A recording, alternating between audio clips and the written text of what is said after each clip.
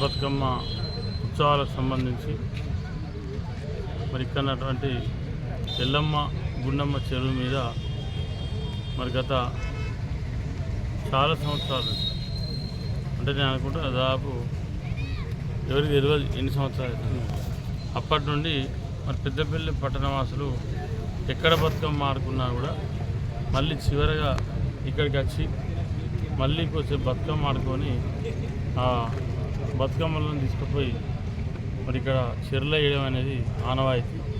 మరి దానికి సంబంధించి మున్సిపల్ ఆధ్వర్యంలో కమిషనర్ వెంకటేష్ గారు కానీ వారి సిబ్బంది కానీ అదేవిధంగా మార్కెట్ చైర్మన్ సోదరి స్వరూప గారు కానీ మరి ఇక్కడ ఉన్నటువంటి మాజీ కౌన్సిలర్లు మా కాంగ్రెస్ పార్టీ నాయకత్వం అదేవిధంగా అందరూ కూడా మరి ఇక్కడ మేము అంతా కలిసి కూడా దీన్ని పర్యవేక్షించడం జరిగింది.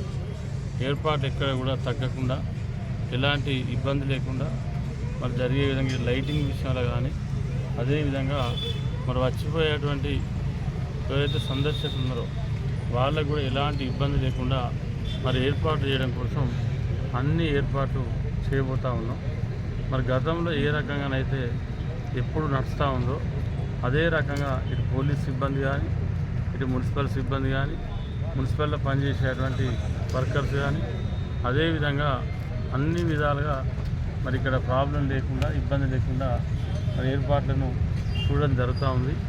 ప్రధానంగా చెప్పే విషయం ఏంటంటే వచ్చేటువంటి పెద్దపల్లి పట్టణ ప్రజలు కూడా సహకరించి దీన్ని సక్రమ మార్గంలో నడిచే విధంగా అందరూ సహకరించాలని చెప్పి మరి మీడియా ద్వారా ప్రింట్ మీడియా ద్వారా ఎలక్ట్రిక్ మీడియా ద్వారా విజ్ఞప్తి చేస్తూ ఉన్నాం.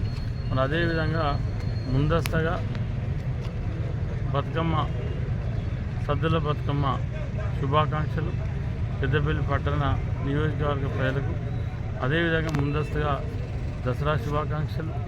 మరి ఏంటంటే చాలామంది మనం 30 తారీఖు అని అనుకున్నాం, కానీ నేను కూడా 2-3 రాయగారిని అడిగితే 30 కాదు 29 యాక్చువల్గా సద్దుల బతుకమ్మ 29 నాడు చేయాలని చెప్పి నాకు కూడా చెప్పడం జరిగింది. అందులో కొంత కన్ఫ్యూజన్ ఉండే నిన్న. మరి ఆ కన్ఫ్యూజన్ కూడా లేకుండా మంచి 2-3 శాస్త్రీయులను అడిగి మరి ఇదే కరెక్ట్ అనుకుని ఇవాళ రేపే సుల్తానాబాద్ కానీ పెద్దపల్లి కానీ 2 ప్రాంతాలు చేసుకోవడం జరుగుతూ ఉంది. మరి దసరా ఏంటంటే దసరా 2వ తారీఖు అంటే ఇప్పుడు ఒకటే రోజు గ్యాప్ వచ్చేది, ఈసారి 2 రోజులు గ్యాప్ వస్తాం. దసరా మరి ఏమైనా ముందు జరుగుతూ ఉందంటే అట్లేం లేదు. విజయదశమి పక్కా 2వ తారీఖు నాడే విజయదశమి ఉంది. అదే రోజు దసరా జరుపుకోవాలని చెప్పి కూడా మరి అయ్యగారు చెప్పడం జరుగుతూ ఉంది.